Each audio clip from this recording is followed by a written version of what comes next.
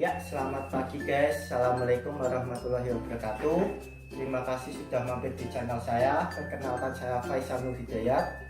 Di kesempatan ini saya akan sedikit menjelaskan tentang pengenalan alat ukur atau terutama yang sering kita gunakan dalam pengukuran jalan, tanah, untuk mengukur tiga elevasi dan lainnya. Pertama-tama saya akan bertanya nih, alat apa aja sih yang kita gunakan bila kita ingin mengukur jarak atau beda tinggi. Nah, kalau menggunakan meteran, apabila kalau jarak masih 100 meter atau 50 meter, oke, nggak apa-apa sih. Nah, kalau lebih dari 100 meter atau bahkan sampai berkilo-kilo, nah di sini kita perlu alat yang namanya penyipat datar atau alat yang lainnya seperti teodolit. Saya akan sedikit menjelaskan tentang pertama, yaitu pesawat penyipat datar atau biasa yang kita sering sebut dengan PPD. Alat ini khusus digunakan untuk pertama bisa mengukur jarak, kedua yang paling utama yaitu untuk mengukur beda tinggi. Seiring perkembangan zaman, PPD ini sendiri sangat bervariasi. Nah, di sini saya akan menjelaskan tentang PPD automatic level. Keistimewaan dari PPD atau penyipat datar ini yaitu garis bidiknya yang melalui perpotongan benang silang tengah dan horizontal, meskipun sumbu optik alat tersebut tidak horizontal.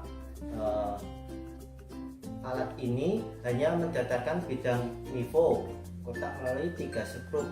Di sini ada 3 skrup dan di sini ada nivå. Ya, di sini saya akan menjelaskan bagian-bagian waterpass atau sifat datar itu sendiri. Yang pertama yaitu lensa bidik. Bisa dilihat, lensa bidik ini berfungsi untuk membidik objek. Yang kedua yaitu 3 skrup. Bisa dilihat 1, 2, dan 3. 3 skrup ini berfungsi untuk mengatur gelembung nivå agar berada di bagian tengah lingkaran. Sedangkan nivå itu sendiri berfungsi untuk menentukan kedataran alat dari PPD ini. Oh ya, untuk mengatur skrup 3 skrup ini, triknya yaitu apabila kita ingin mengatur, ini lihat gak berada di tengah. Coba kita atur, misalkan jadi untuk mengaturnya 2 skrup ini, kita memutarnya 2 skrup diputar secara berlawanan, keluar semua, ke dalam semua, dan ini hingga 1 skrup terakhir tinggal kita setel aja, putar aja. Nah, ini sudah berada di tengah, lihat. Nah, ini sudah berada di tengah. Yang keempat yaitu pemutar fokus. Sini pemutar fokus berfungsi untuk memperjelas objek yang dibidik. Yang kelima yaitu cermin nivå untuk memantulkan bayangan dari nivå. Bisa lihat di sini cermin nivå. Yang keenam yaitu visor bidikan, yang berfungsi untuk mengarahkan arah bidikan teropong. Yang ketujuh yaitu skrup fokus benang.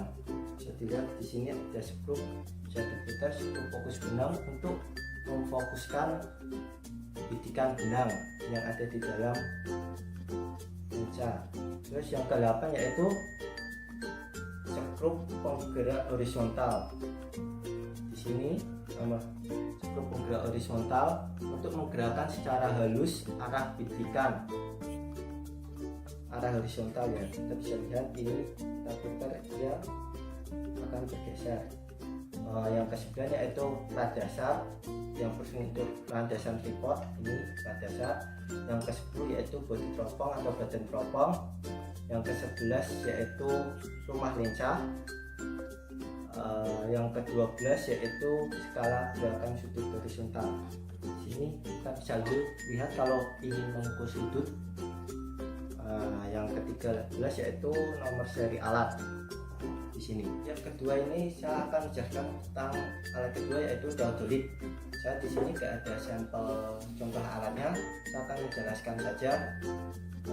Theodolit ini berfungsi untuk mengukur tinggi tanah dengan sudut mendatar, horizontal, dan sudut tegak atau vertikal.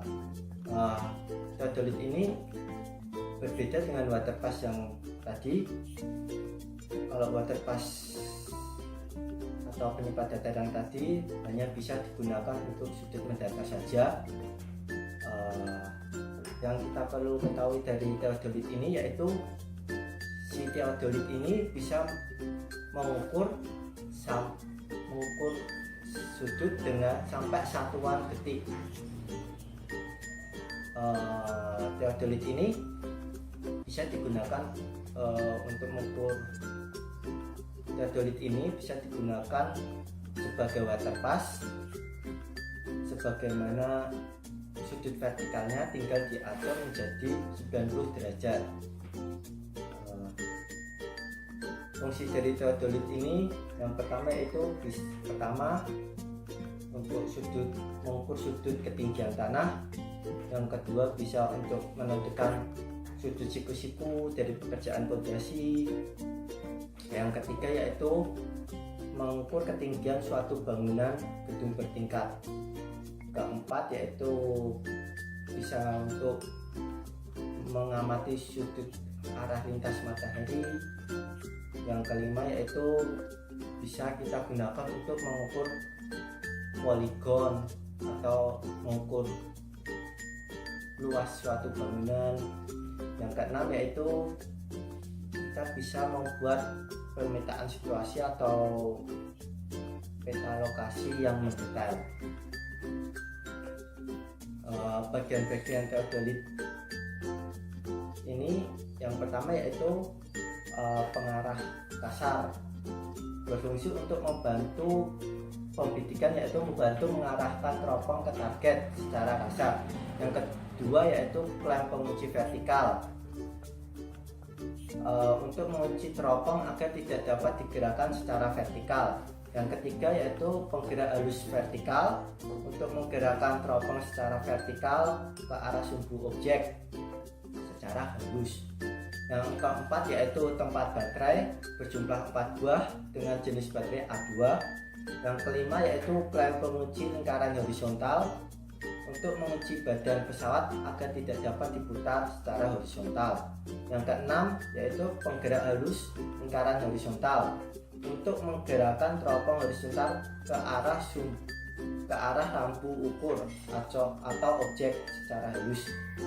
Yang ketujuh yaitu skrup pengatur nivå, untuk mengatur posisi gelembung nivå berada pada titik tengah. Yang ke-8 yaitu handle, untuk tentunya untuk bagian tangan lah ya. Ke-9 yaitu pengatur fokus lensa okuler, fungsinya untuk mengatur lensa okuler ke objek. Ke-10 yaitu nivå tabung.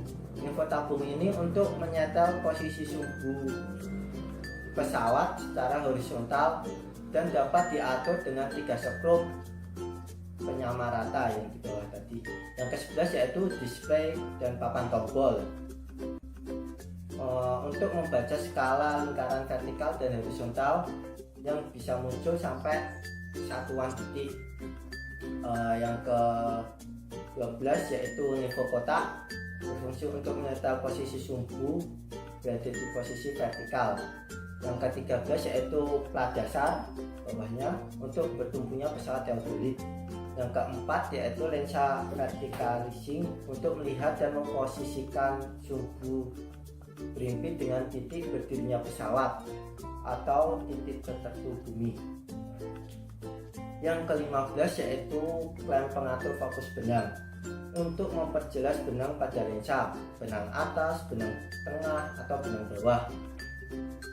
Setelah kita tahu berbagai macam dan kegunaan alat PPD dan teodolit, tentunya dalam pengukuran kita membutuhkan yang namanya statif atau tripod.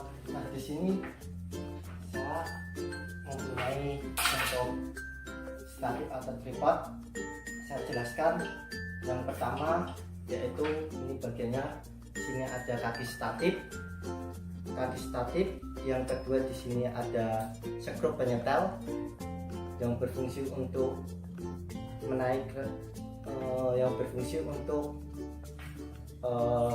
menaik turunkan kaki dari statif ini. Yang ketiga yaitu tali pembawa. Yang keempat di sini ada skrup pengunci. Kita lihat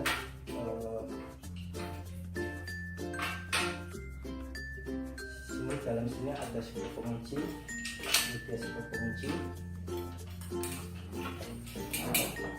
Di sini ada skrup pengunci. Nah, terus yang terakhir yaitu bidang level atau kepala statif yang fungsinya untuk sebagai pijakan atau tempat landas dari PPD atau teodolit tersebut.